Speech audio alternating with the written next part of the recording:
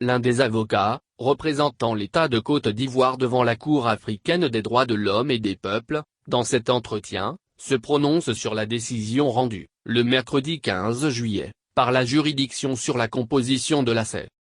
La Cour africaine des droits de l'homme et des peuples a rendu sa décision, le 15 juillet, sur la composition de la CEI.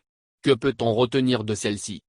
Ce que je retiens de cette décision qui vient de tomber, c'est que les demandeurs composés essentiellement d'hommes politiques, parmi lesquels figure le secrétaire exécutif du PEPSIRDA, Mrice Kakougi Kahué, Guillaume Soro, le président de Génération et Peuple Solidaire, GPS, et les avocats M. Ibigoré et Kouassi Kwame Patrice, ont saisi cette Cour africaine pour relever des griefs contre la nouvelle loi qui a été prise le 5 août dernier, portant création de la commission électorale indépendante, CEI.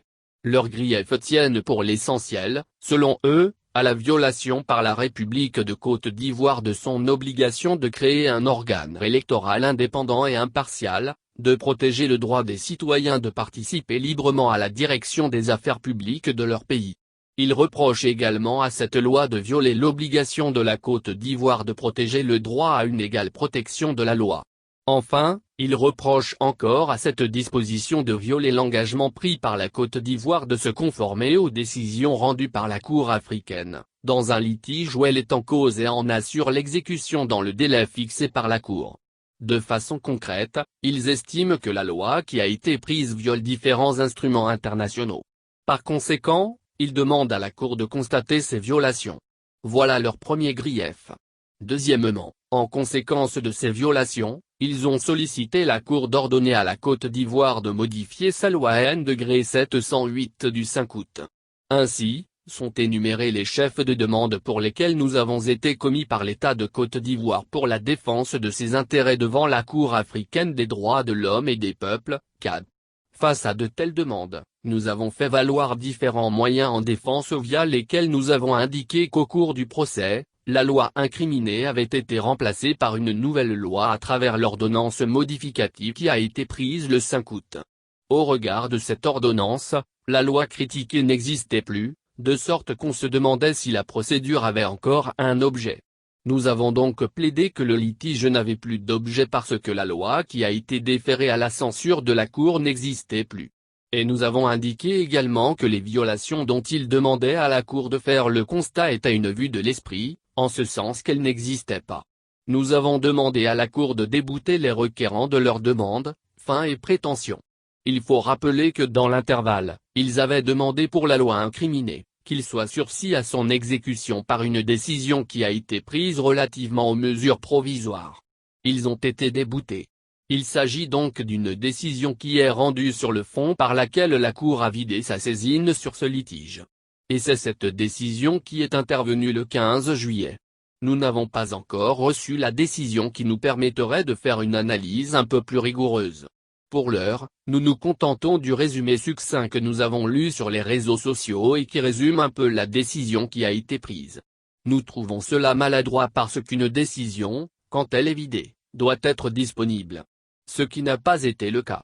C'est donc en tranchant ce litige que la Cour africaine s'est déterminée de la façon suivante, elle dit que les requérants n'ont pas justifié les allégations de violation reprochées à la loi et que, par conséquent, elle ne peut les constater. Ensuite, la conséquence que les requérants ont demandé à la Cour de retirer, à savoir ordonner à la Côte d'Ivoire de modifier sa loi, la Cour a répondu que cette disposition ne violait aucun instrument, aucune obligation de l'État. Les requérants ont encore été déboutés. Des partis de l'opposition affirment que la Cour africaine des droits de l'homme et des peuples a demandé au gouvernement une nouvelle réforme de la CEI. Est-ce juste ?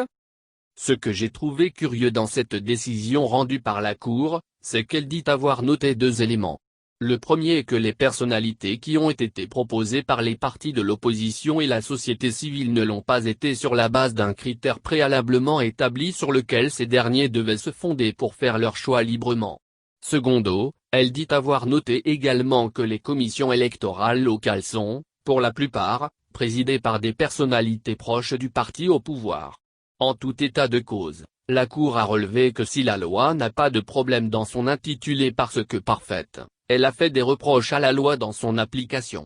La question que je me pose alors, vu que la Cour n'a pas été saisie d'un contentieux portant sur l'application de la loi, comment peut-elle se déterminer ainsi dans la mesure où ce n'est pas pour ce fait qu'elle est saisie?